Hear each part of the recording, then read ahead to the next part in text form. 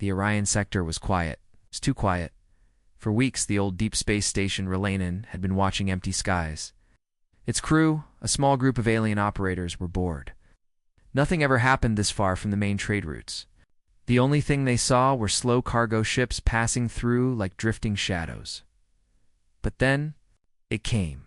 A sound. Not words. Not a voice. Just a low, deep tone.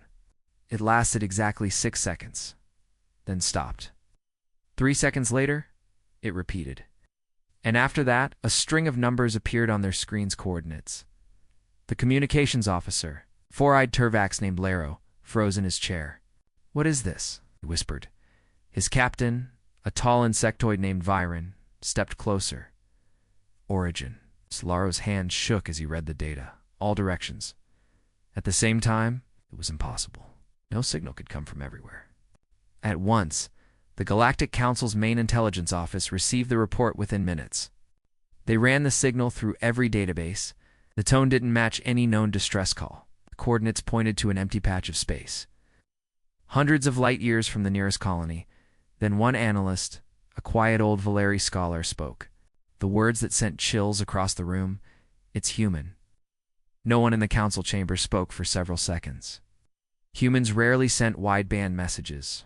When they did, it was usually in open language, not mysterious tones. Humans never, ever used the old long-range broadcast systems. Those networks had been dead for centuries. The official order came fast. All available fleets, secure the coordinates. Humans are not to reach the location first. Warships from 5 different species launched toward the signal point. They were faster than human ships, at least. They thought so. But as the alien fleets rushed through hyperspace, something strange happened. The signal grew stronger. And no matter how close they got, their scanners couldn't detect a source. It was like chasing a shadow that was always one step ahead. On Relanin, Laro kept listening to the repeating tone. He couldn't explain why, but it made him uneasy. It wasn't just a signal. It felt like a warning. The low sound seemed to hum through his bones. He caught himself glancing at the empty corners of the control room, as if someone was watching him. He turned to Viren. "Captain, permission to?" "Shut down the receiver." Viren's antennae twitched. "No, we keep listening. Orders from the council. But what if enough? This is just a broadcast. It cannot harm us." But Laro wasn't convinced. Meanwhile, on the flagship of the Aetheri fleet, Admiral Sarik was growing impatient. "Still no sign of a source?" he barked. "None, Admiral," replied his science officer. "It's everywhere. I've never seen anything like this." Sarik frowned. "Humans must be hiding a ship with advanced cloaking. We'll find them. We'll drag them to the council in chains." But the science officer hesitated. "Sir, there's something else. The fleet's ahead of us. We've lost contact with them." Sarik's eyes narrowed. "How many?" 3. The bridge fell silent, back on Earth, in the human Navy command. Center Admiral Hale read the Council's public statement about the signal. He didn't believe a word of it. Council claimed they were investigating a harmless anomaly. But Hale knew the truth. The Council was afraid.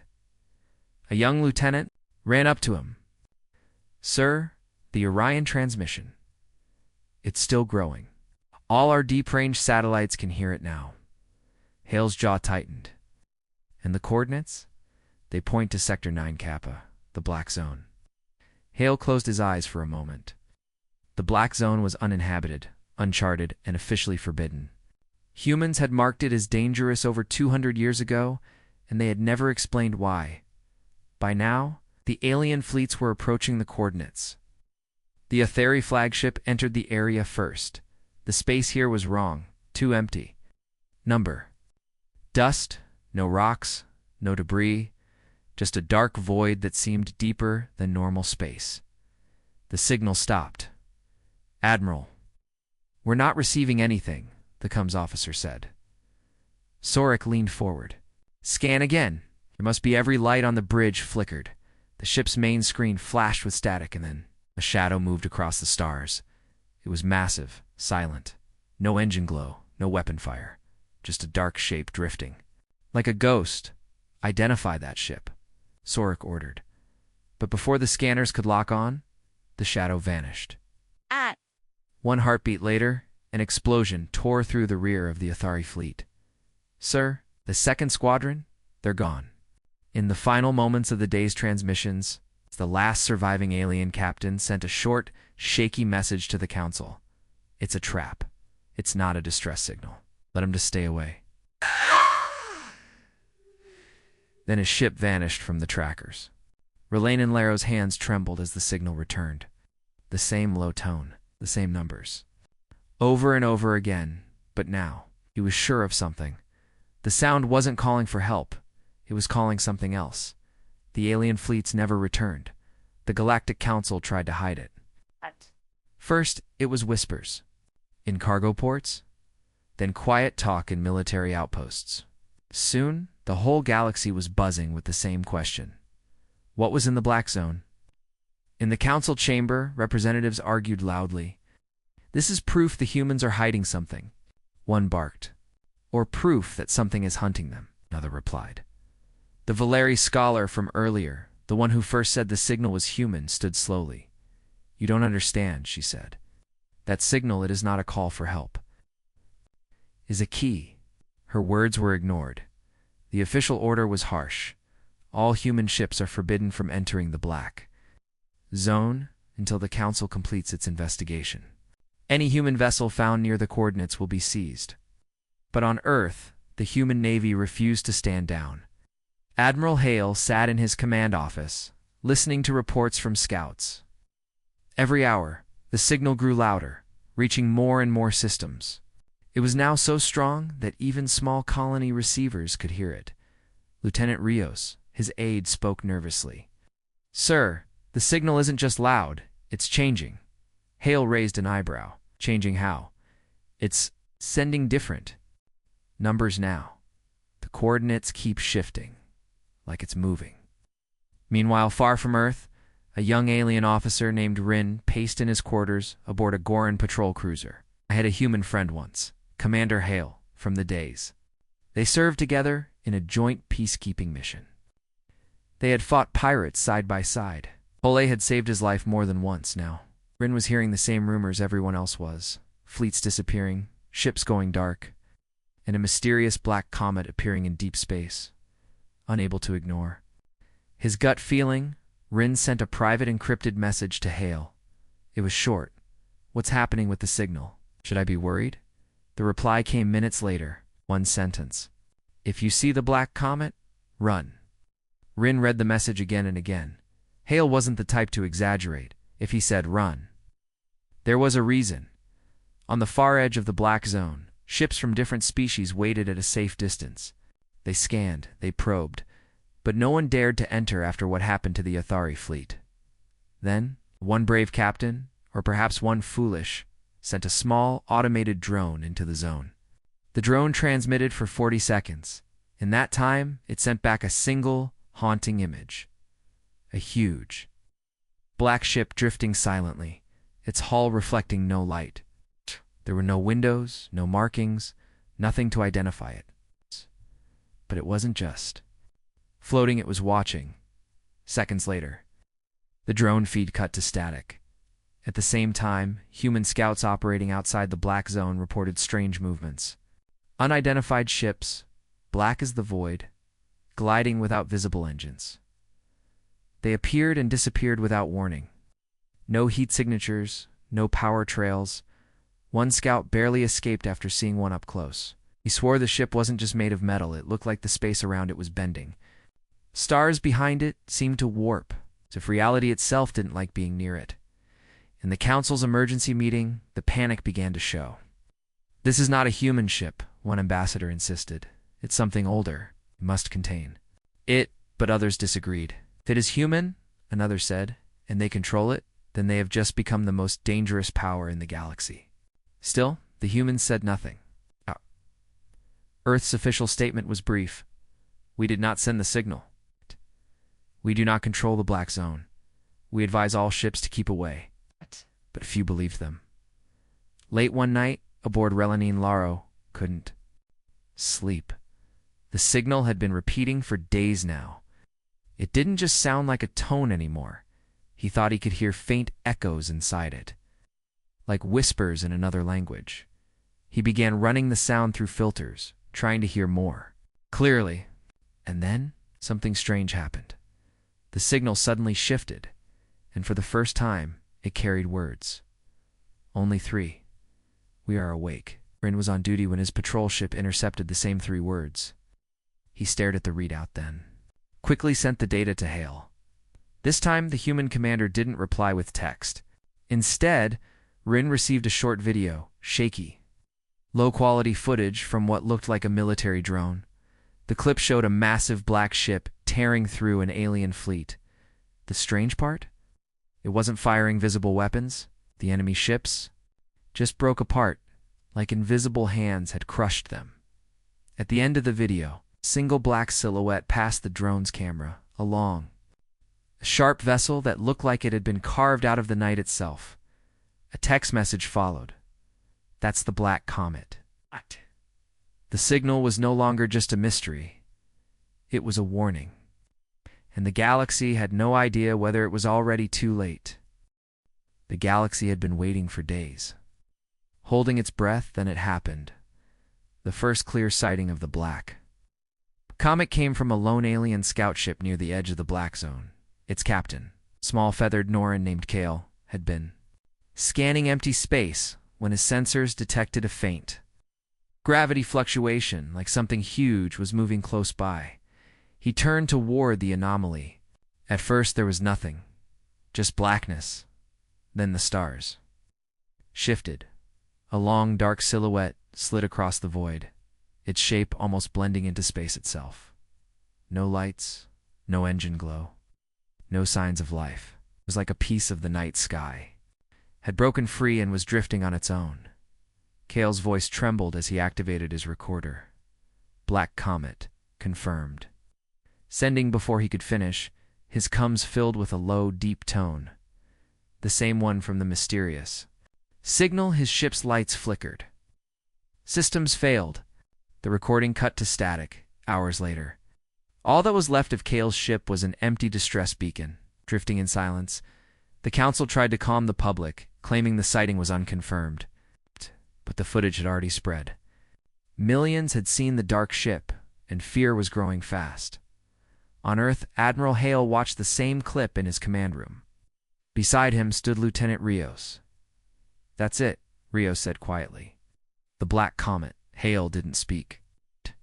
Simply stared at the screen, his jaw tight. He knew that ship, or at least the stories about it. Finally, he gave the order, prepare a task force. We're going in. A few days later, 3 human ships entered the Black Zone. They were armed, shielded, and running silent. Commander Hale's ship, the HNS Resolute, led the way. Unbeknownst to the crew, they had a stowaway Rin. The alien officer had bribed a cargo loader to sneak aboard, determined to see the truth for himself. The human crew didn't notice him, until it was too late. By the time Hale found him, they were already deep inside the Black Zone. You shouldn't be here, Hale said coldly. I need to know what this is, Rin replied. If it's a threat to my people, I have the right to see it. Hale studied him for a long moment. You think you do? But this isn't just a threat to your people, Rin. It's a threat to everyone. The space inside the Black Zone felt different. The stars seemed dimmer. The darkness felt heavier, almost alive. Then, without warning, the signal returned. The deep tone rolled through the ship's hulls, vibrating in their bones. Source detected, the scanner officer reported. Dead ahead, 1,000 kilometers. The main view screen lit up, and there it was, the Black Comet. It was enormous, easily the size of a small city. Its surface was covered in strange, sharp ridges like black armor plates stacked on each other. There were no engines visible, yet it drifted smoothly through space, silent and unstoppable. No one spoke. Even the hum of the ship's systems felt quieter, as if the Resolute itself was holding its breath. Then the comet moved. It rotated slowly, turning its pointed front toward the human ships. A faint shimmer passed over its surface, like ripples in water, and then, spoke. Not in words, but in the same low tone, this time directed only at the human ships. The message was short, but the computers translated it instantly. Stand ready? Rin's heart pounded. What does that mean? Hale's eyes narrowed. It means it knows us. Before anyone could ask more, the comet glided forward and took position in front of the human fleet like a massive shield. Suddenly, the scanners blared warnings. Multiple ships were entering the zone, a large alien strike force. It followed the humans, convinced they could capture the comet for themselves. This is Admiral Vorak of the Krail Dominion. A voice boomed over comms. Human, fleet withdraw immediately. The vessel ahead is now property of the Dominion. Hall didn't reply. The comet still hadn't fired any weapons, but the alien ships were clearly preparing to attack. Rin leaned closer to the window. Why isn't it doing anything? Hale smirked slightly. It's waiting. The Krail ships opened fire. Dozens of plasma bolts streaked through space toward the comet. But before they hit, the air around the dark ship seemed to twist. The shots curved away, vanishing into nothingness. Then the comet struck back. There was no flash, no beam, no missile. The alien ships simply came apart. One moment they were there, the next they were drifting in pieces, as if some invisible force had sliced them cleanly. The attack lasted less than a minute. When it was over, the black comet floated silently, its hull as untouched as before. Rin could barely speak. That's not technology. That's older than technology, Hale finished. And it's ours. The comet sent one last transmission, again to the human ships only. Follow. And then, without engines, without sound, it began moving deeper into the black zone.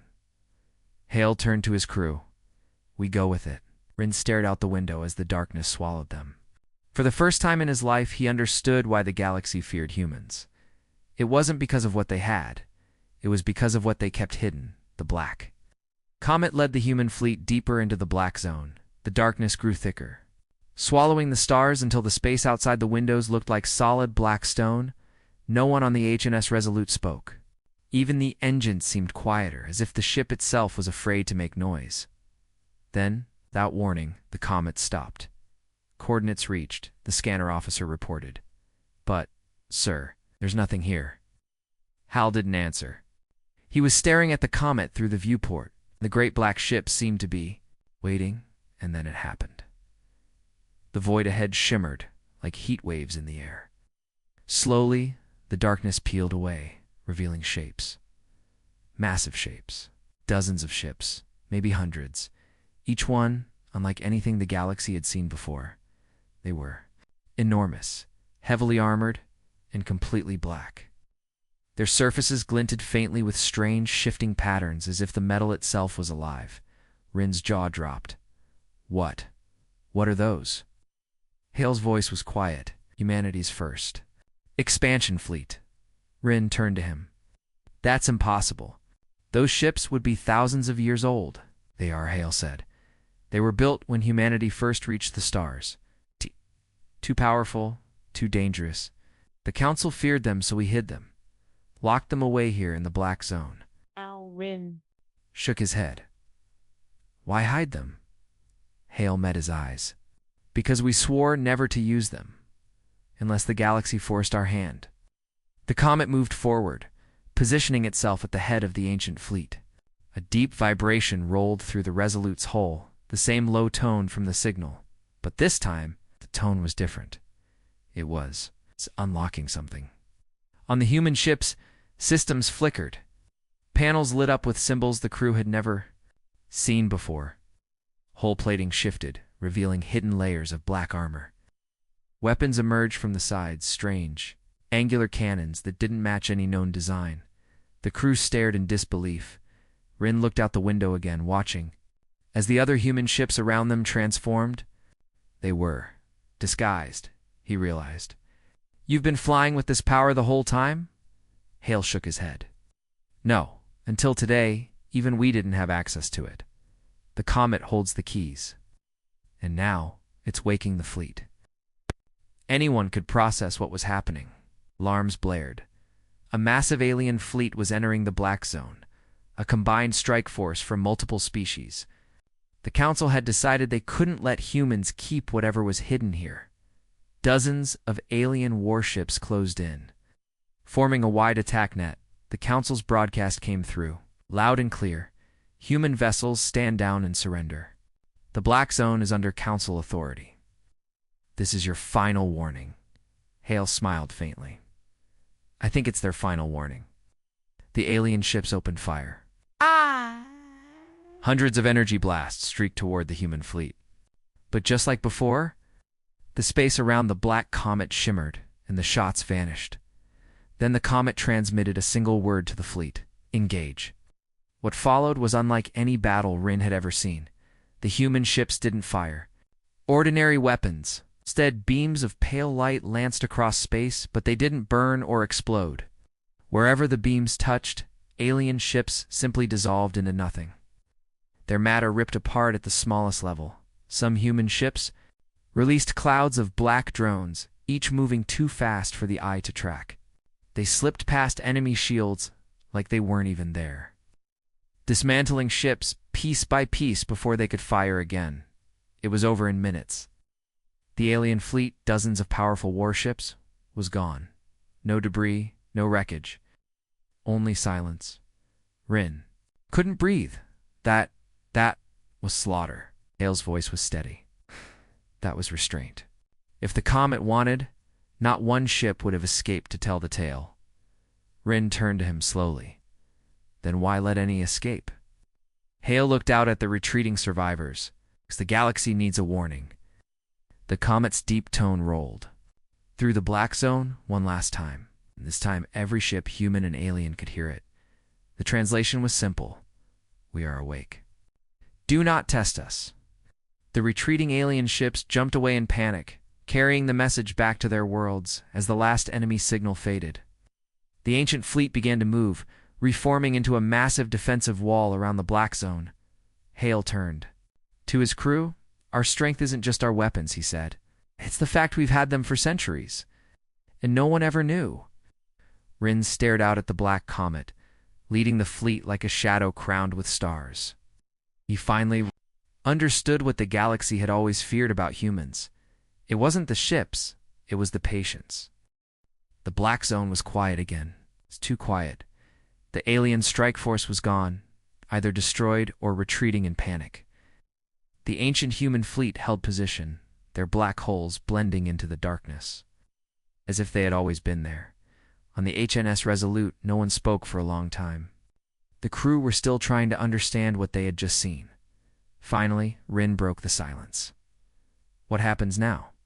Hale didn't answer right away. He was watching the black comet through the viewport. It hovered at the center of the fleet.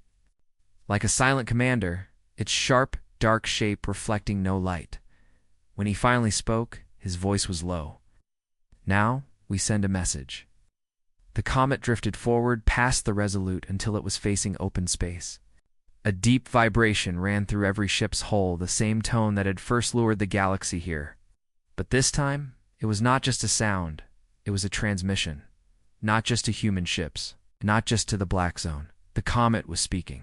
To the entire galaxy, across thousands of worlds, every comm system flickered.